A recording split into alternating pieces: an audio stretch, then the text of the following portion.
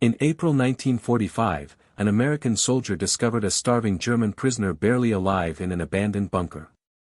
She weighed less than 90 pounds, her body failing.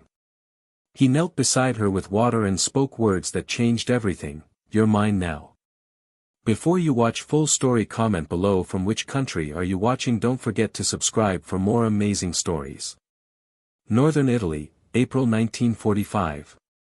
The war was ending, but nobody had told the 7 Germans trapped in a concrete bunker 15 kilometers outside Bologna. For 3 months, they had waited for orders that never came, survived on rations that ran out weeks ago, and watched each other grow thinner and weaker with each passing day. Corporal James Mitchell pushed open the camouflaged steel door, his rifle ready, expecting nothing. Instead, he found her. She was lying against the cold concrete wall, her gray uniform hanging loose on a body that had forgotten what food meant. Her face was hollow, her eyes sunken deep into her skull. She weighed maybe 40 kilograms, maybe less. When she saw him, she tried to stand, tried to salute, tried to maintain some last piece of dignity even as her legs gave out beneath her. Mitchell dropped to his knees beside her. He opened his canteen and held it to her cracked, bleeding lips. "Easy now," he said in his broken German. "You're mine now.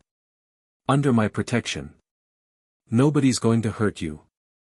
Those words, spoken without thinking, meant only as reassurance, would change both their lives forever. The communication bunker had been forgotten. The German army was retreating north. Supply lines had collapsed. Radio communications had gone silent. 7 people were trapped inside, completely cut off. Sergeant Klaus Weber gathered everyone. "We have food for 3 more days," he said. "No ammunition. No orders. The Americans are 10 kilometers south. We surrender at dawn." The men argued for hours. The 2 women, Ilse Brandt and Katrina Becker, sat silently. Nobody asked their opinion. Katrina Becker was 26, from Stuttgart. She had joined the Auxiliary Corps for work.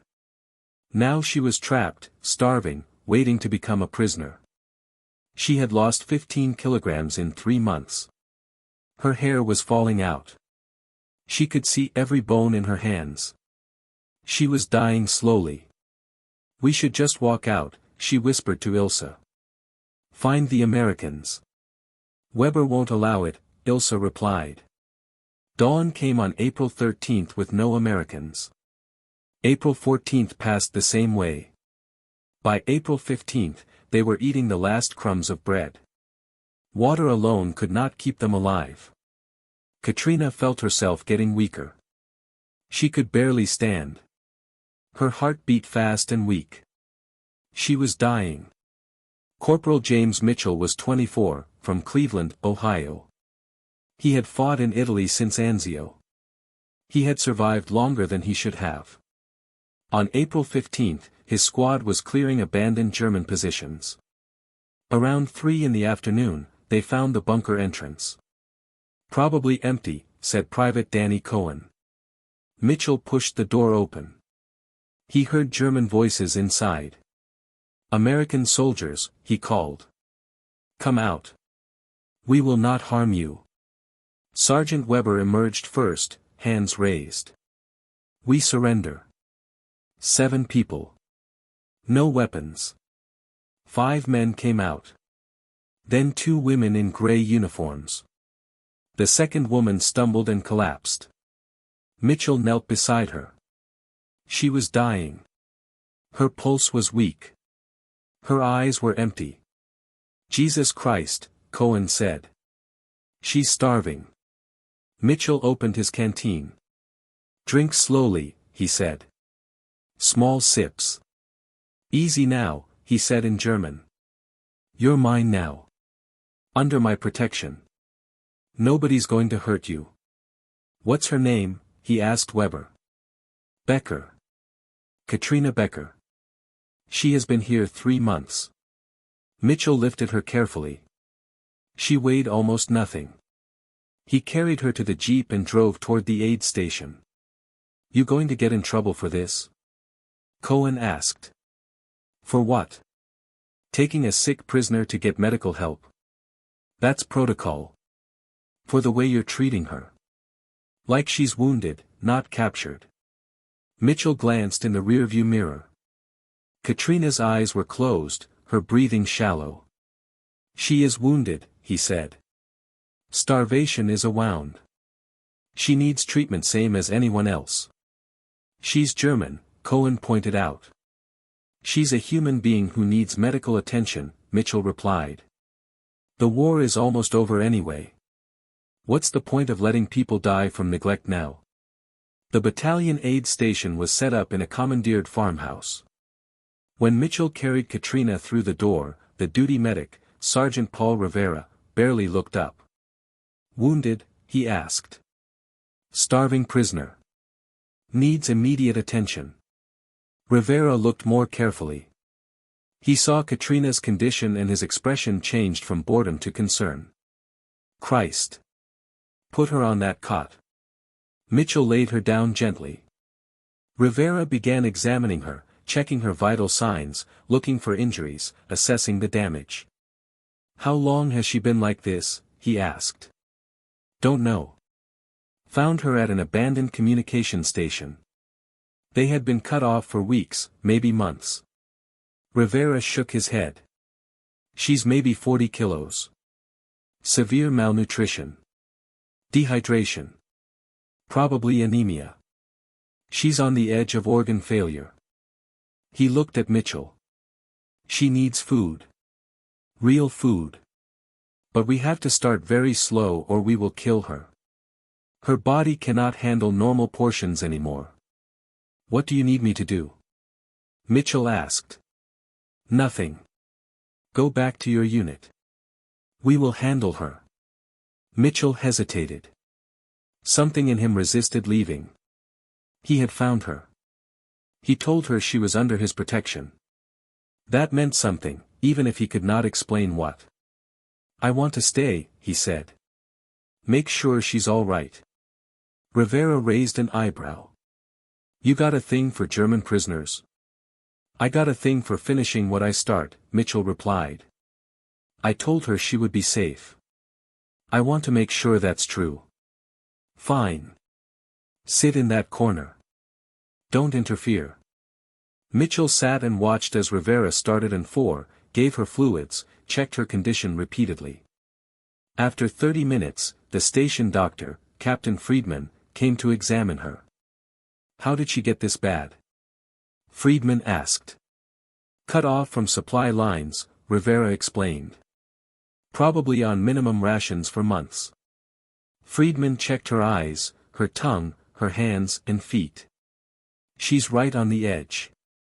Could go either way. We need to feed her very carefully. Broth. Small amounts. Frequent intervals. Too much too fast will kill her. He looked at Mitchell. You brought her in? Yes, sir. Good work.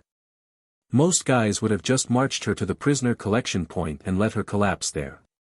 You probably saved her life. Just doing what seemed right, sir. Friedman studied him. You planning to stay here all day? If that's allowed, sir. Want to make sure she pulls through. She's not your responsibility anymore. She's a prisoner. We will take care of her. I know, sir. But I would feel better staying if that's permitted. Friedman exchanged a glance with Rivera. Finally he nodded. Fine. But stay out of the way. And if your commanding officer asks where you are, I will tell him you are assisting with prisoner processing. Yes, sir. Thank you, sir. Hours passed. Mitchell sat in his corner, watching Katrina sleep on the cot. She stirred occasionally but never fully woke. Around 6 in the evening, Rivera brought broth. Thin chicken stock with tiny pieces of vegetable. He woke Katrina gently. You must eat, he said in basic German. Small amounts. Slowly. She woke confused and frightened.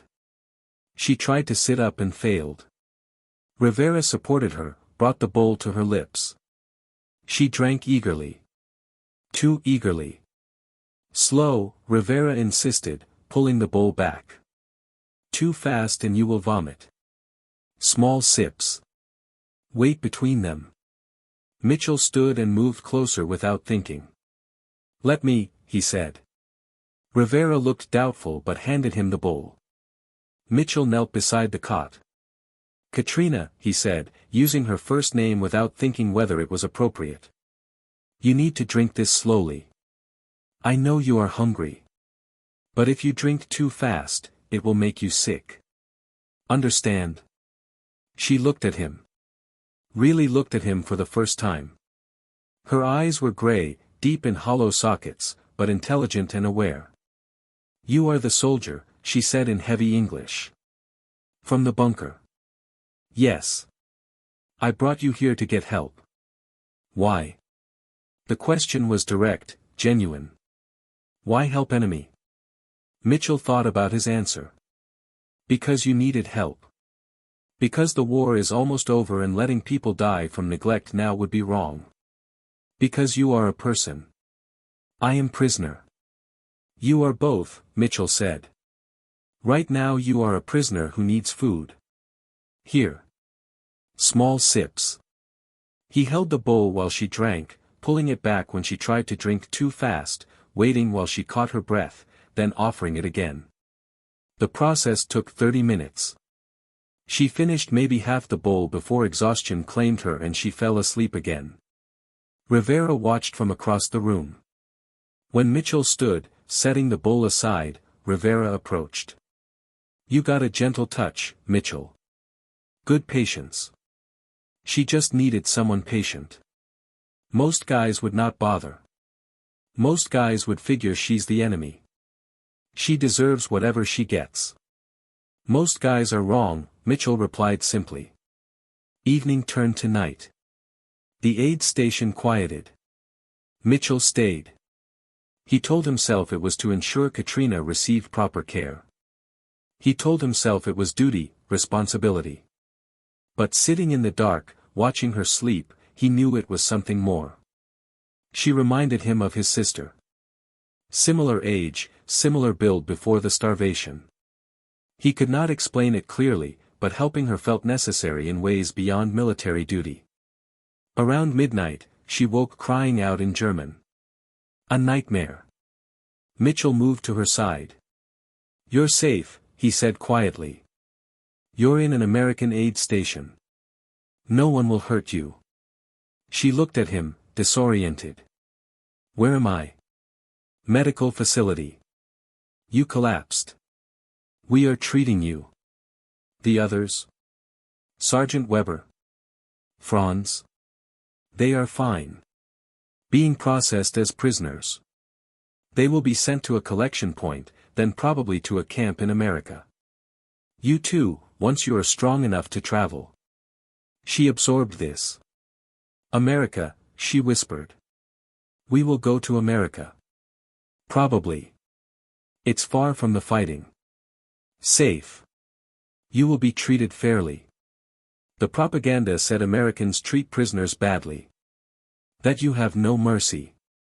Propaganda lied about many things, Mitchell said. We treat prisoners according to the Geneva Convention. Food, shelter, medical care, fair treatment. You are kind, she said quietly. When you found me, when you said, you're mine now, the others thought you meant something bad. But I understood. You meant protection. Mitchell felt embarrassed. Yeah. Sorry if the words were confusing. I meant you were under U.S. military custody. Safe from harm. Thank you, Katrina said. For the food. For the care. For seeing me as a person, not just enemy. You're welcome, Mitchell replied. Then, because it felt necessary, he asked, what was it like? Being in the German forces? She was quiet for a moment. I joined because I needed work. Because the auxiliary paid better than factory work. Because I was young and stupid and believed what I was told. Now. She gestured at her thin body. Now I am a prisoner. A starving prisoner. Soon to be sent far from home. This is what comes from serving bad leaders. You could not have known, Mitchell said. I could have asked questions, Katrina interrupted. Could have looked at what was happening and thought about it. Instead, I kept my head down and did my job. That is what we all did. And look where it brought us. Mitchell had no response. They sat in silence while darkness pressed against the windows. Sleep, he said finally. You need rest. Tomorrow you will have more food. Day after, even more. You will get stronger. And then, she asked. And then you will be processed. Sent to America. Start recovering properly. Eventually go home when the war ends and repatriation begins. Home, she repeated. The word sounded hollow. I do not know if I have a home anymore. Stuttgart was bombed. My family. I do not know if they survived. Letters stopped coming months ago. You will find out, Mitchell said with more confidence than he felt. When you get to the camp, they will help you locate family through the Red Cross. It takes time, but they will help. She closed her eyes. You are very kind. For an enemy soldier. You are very gracious. For a defeated prisoner, Mitchell replied. She almost smiled. Then sleep took her again. Mitchell kept watch through the night, keeping vigil for reasons he could not fully explain to himself. Morning brought Captain Friedman making rounds. He checked Katrina's vital signs, examined her condition, nodded with satisfaction. She is stabilizing. Pulse is stronger. Color is better. Keep feeding her small amounts every 2 hours. Broth today. Maybe some bread tomorrow if she tolerates it. He looked at Mitchell, who had fallen asleep in a chair beside the cot. He stayed all night. Yes, sir, Rivera confirmed. Would not leave. That's unusual. Mitchell is unusual, sir. Good guy. Really cares about people. Throughout the day, Mitchell helped care for Katrina. He fed her broth every 2 hours. He helped her to the latrine when she was strong enough to walk, supporting her weight when she stumbled.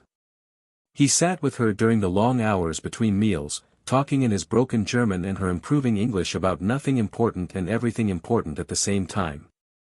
They talked about their lives before the war. He had been a machinist in Cleveland, working in a factory that made car parts. She had been a secretary in Stuttgart, working for an insurance company. Normal people with normal lives before war threw them into uniforms. What will you do? She asked. When the war ends? Go home. Go back to the factory. Get married. I have got a girl back in Ohio. We have been writing letters. Try to forget as much of this as I can. And me? Katrina asked. What will I do? Whatever you want. Rebuild. Find your family if they survived. Get work. Live your life. If anyone hires women who served in the German military. They will, Mitchell said with more confidence than he felt. Germany will need workers. Everyone who survived will need to rebuild. Your service will not matter as much as your willingness to work. You believe this? I have to believe this, Mitchell replied. Otherwise, what is the point? Otherwise, we fought a war just to create a permanent underclass of defeated people. That is not what America wants. We want Germany rebuilt, stable, peaceful.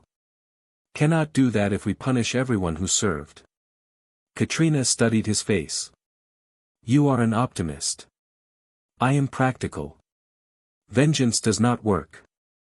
Mercy works better. History shows this. Does it? She sounded skeptical. Does history show mercy? Sometimes, Mitchell said. When people choose it. On the third day, new orders came. All prisoners in the sector were to be consolidated at a central collection point near Florence, then transported to port facilities for eventual shipment to camps in the United States. Captain Friedman pulled Mitchell aside. "Your prisoner is stable enough to travel. She needs continued feeding, but she can handle transport if it is done carefully. She will go to the collection point tomorrow." "Will she be all right?" Mitchell asked. "Will they keep feeding her properly?" "That is not your concern anymore, Corporal. She is no longer your responsibility. But you did good work.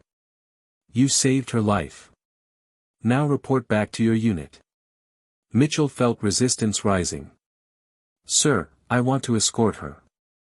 Make sure she arrives safely. Make sure whoever takes custody understands her medical condition." Friedman studied him. "Why? Why does this particular prisoner matter so much to you?" Mitchell struggled to answer. "Because I told her she would be safe. Because I found her and I feel responsible. Because..." He stopped, unable to finish. "Because she reminds you of someone," Friedman said. "Sister, girlfriend, someone back home you are trying to save by proxy." "Maybe," Mitchell admitted. "I do not know. I just know I cannot leave her now. Not until I am sure she is going to be okay." Friedman sighed. "All right. You can escort her to the collection point. But that is it. Once she is there, you turn around and come back. No extended attachment. Understood?" "Yes, sir." "Thank you, sir." The next morning, Mitchell drove Katrina to the collection point in a jeep. She sat beside him, wrapped in a blanket, holding a small bag with her few possessions. Some letters. A photograph of her family. Her identification papers. They drove through Italian countryside showing signs of war and recovery both. Bombed buildings being repaired. Fields being replanted. People returning to villages. The machinery of normal life trying to restart.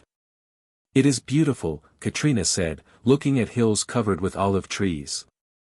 "I forgot things could be beautiful." "You have been in a bunker for months," Mitchell replied. "Everything looks beautiful after that." They drove in comfortable silence. Finally, Katrina spoke. "When you said, 'You're mine now,' did you mean it?" Mitchell glanced at her. "Mean what?" "That you would protect me. That you would take responsibility." "Yes. I meant it." "You kept your promise," she said quietly. "You protected me. Fed me. Stayed with me. Made sure I received care. You kept your word." "That is what decent people do," Mitchell replied. "They keep their word. Not all people keep their word. Not in war. I have seen." She stopped. Could not continue. Mitchell did not press. They drove on through afternoon light that turned everything gold and soft. When they reached the collection point, a former Italian military barracks now filled with hundreds of German prisoners, Mitchell helped Katrina from the jeep. She could walk now without support, though she was still weak, still thin, still months from full recovery. He escorted her to the processing desk, explained her medical condition to the sergeant in charge, handed over her papers. The sergeant barely listened, already overwhelmed by the volume of prisoners arriving daily. "She will be fed 3 times a day," he said dismissively. "Medical personnel check everyone. She will be fine." "She needs continued careful feeding," Mitchell insisted. "Too much too fast will damage her." "I said we will take care of it, Corporal." "You are dismissed." Mitchell looked at Katrina. She looked back at him. Something unspoken passed between them. "Thank you," she said in English. "For everything. For seeing me as human.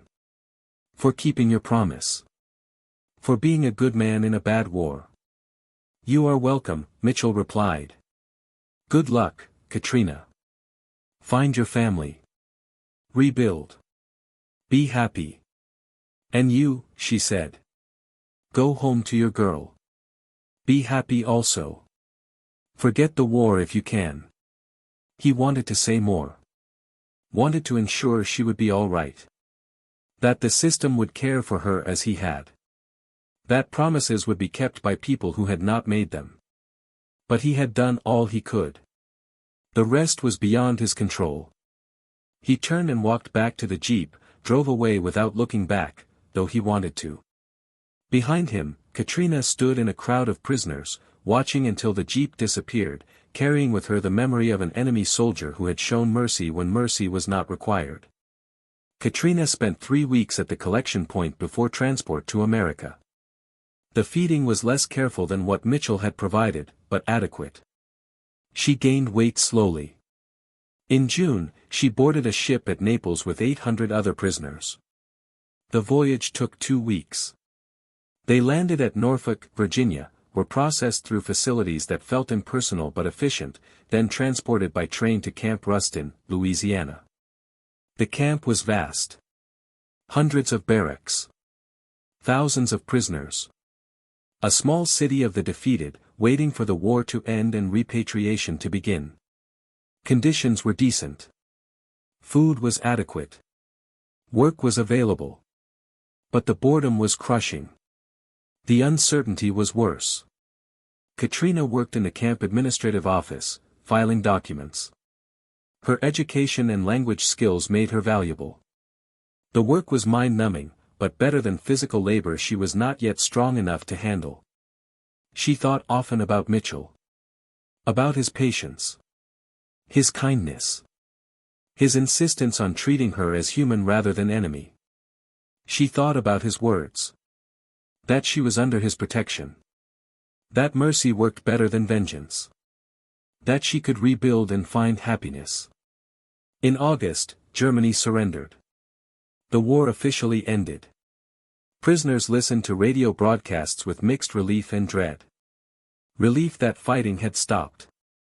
Dread about what came next. Katrina received news through the Red Cross in September. Her family had survived.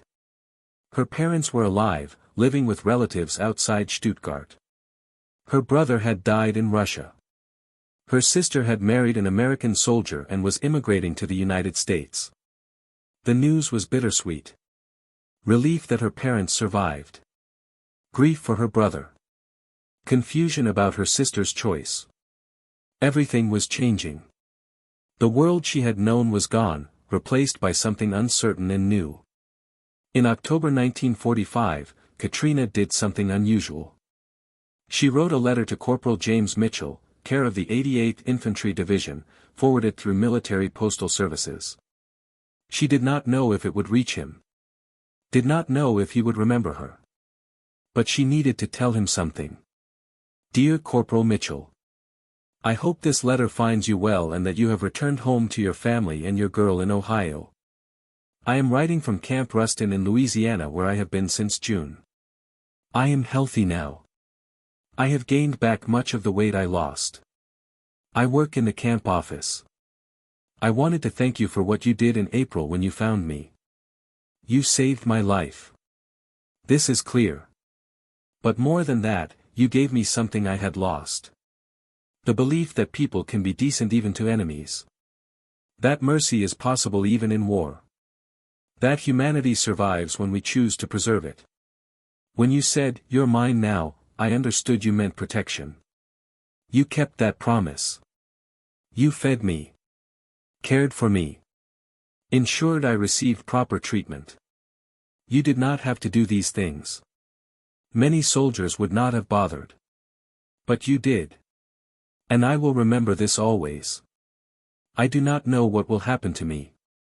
Eventually I will return to Germany and try to rebuild my life. I do not know if I will succeed. Germany is destroyed and I am a woman who served the regime that destroyed it. But I will try. Because you showed me that even defeated people deserve dignity and care. Thank you for being a good man in a terrible time. Thank you for choosing mercy when cruelty would have been easier. Thank you for keeping your promise. I will try to be worthy of the kindness you showed me. Your grateful prisoner, Katrina Becker. The letter was forwarded through multiple military postal offices, delayed by bureaucracy and the chaos of demobilization. It finally reached Mitchell in January 1946, 3 months after she had written it. He was home in Cleveland by then. Working at the factory. Engaged to his girl. Trying to resume normal life. The letter arrived at his parents' house, forwarded from his military address. He read it 3 times. Then he sat at the kitchen table and wrote a response. Dear Katrina. I was glad to receive your letter and to learn that you are healthy and recovering well. I often wondered what happened to you after I left you at the collection point. I am relieved to know you are being treated fairly.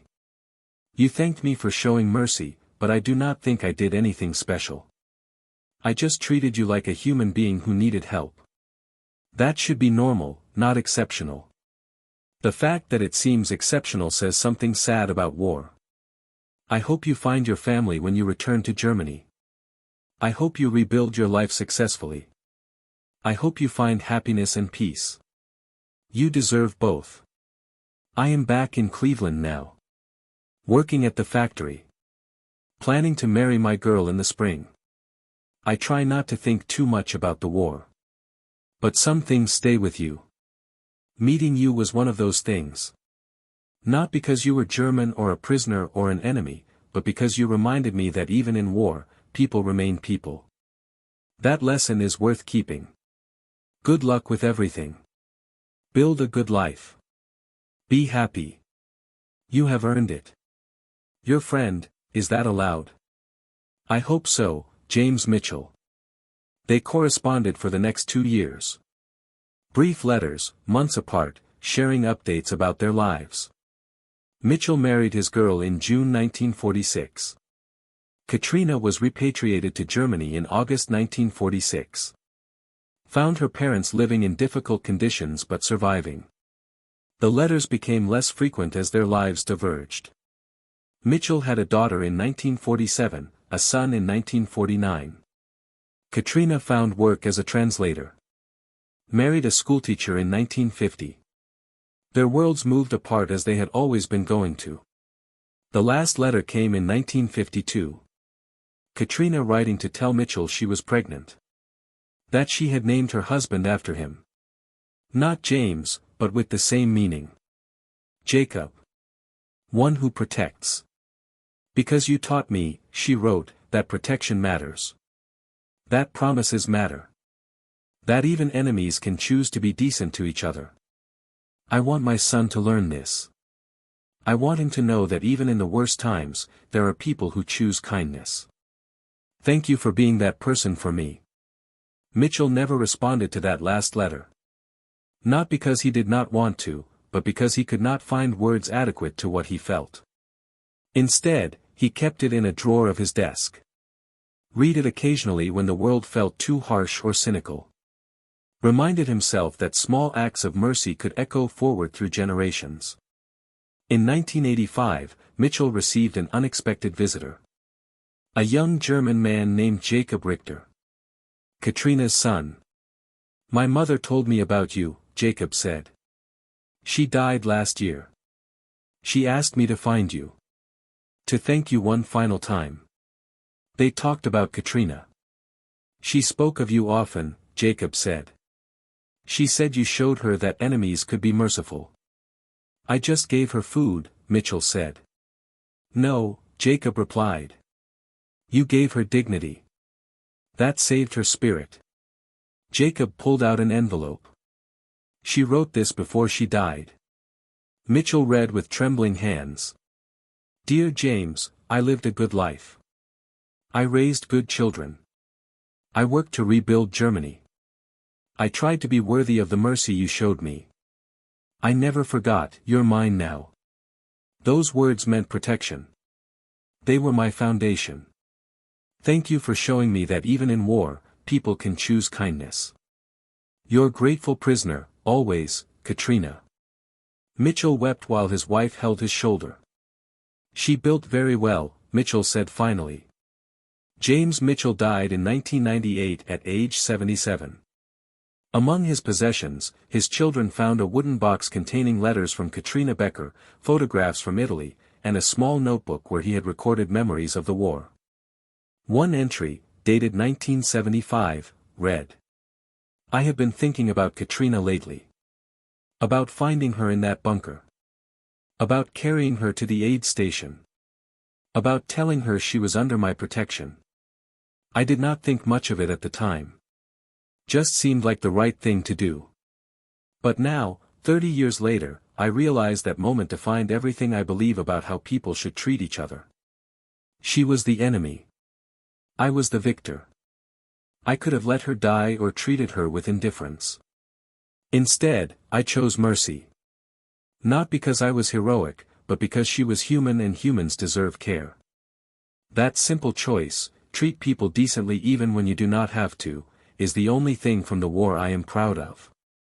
Everything else, the fighting, the destruction, the loss, was necessity or tragedy or both.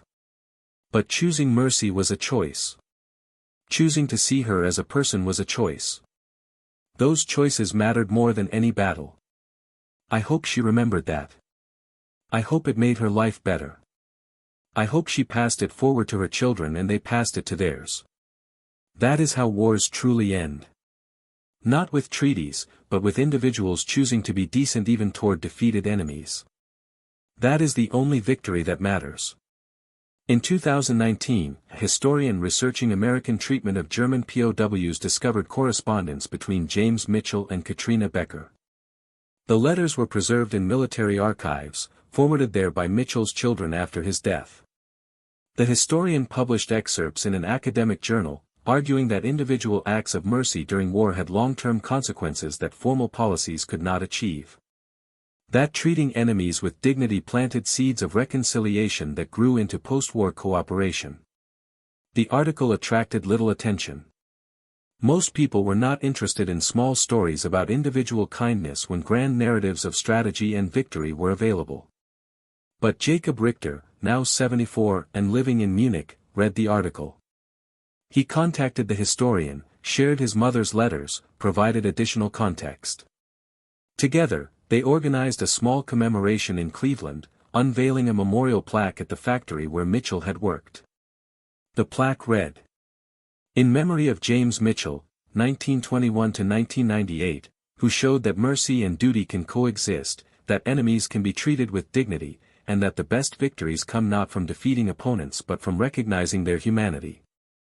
May we all learn to say, 'You're mine now,' as a promise of protection rather than a threat of domination." The ceremony was attended by Mitchell's grandchildren, Katrina's grandchildren, military historians, and a few veterans who remembered similar moments of choosing mercy when cruelty would have been easier.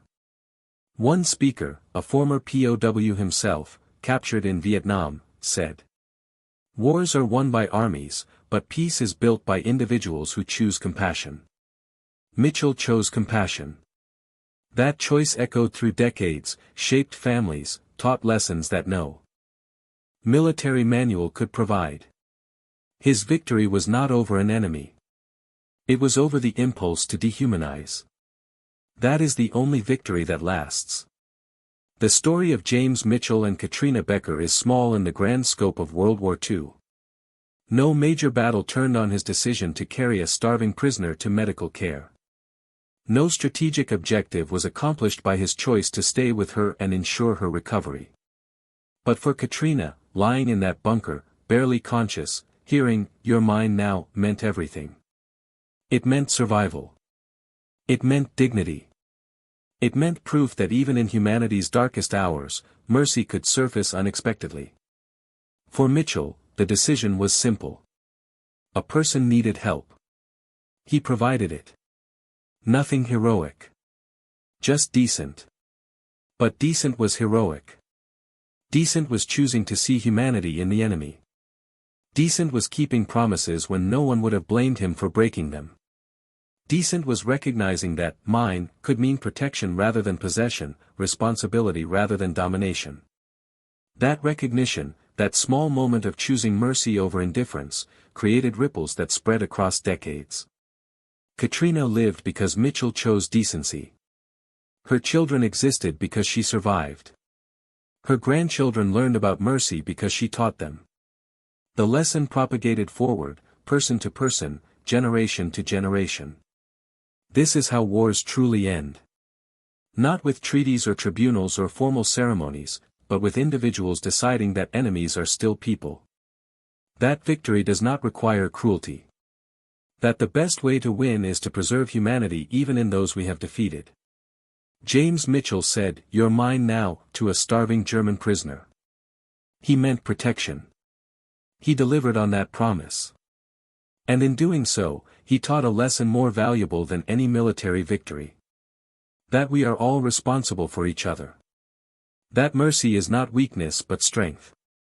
That even in war, especially in war, we can choose to be decent. And that choice echoes forward forever.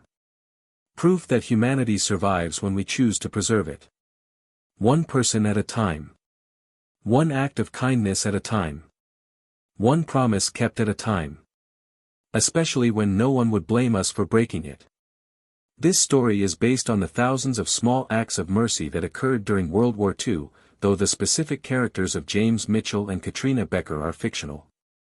However, their story represents the real experiences of countless soldiers and prisoners who chose humanity over hatred, dignity over dehumanization, and mercy over vengeance. The treatment of prisoners of war varied greatly during World War II, but there were many documented cases of Allied soldiers, particularly Americans, going above and beyond to ensure proper care for captured enemy personnel, especially those suffering from malnutrition and medical neglect. The camps in the United States held approximately 400,000 German POWs during the war, and most were treated according to Geneva Convention standards. Many prisoners later spoke of being surprised by the fair treatment they received, which contradicted the propaganda they had been taught. This story honors those who chose mercy when they did not have to. Those who saw the humanity in their enemies. Those who understood that true victory comes not from crushing opponents, but from treating them with the dignity all humans deserve. May we all learn to be like James Mitchell. May we all have the courage to say, "You're mine now," as a promise of protection, not domination. May we all choose mercy, even when vengeance would be easier. Because that is how humanity survives. One choice at a time. One act of kindness at a time. One promise kept at a time.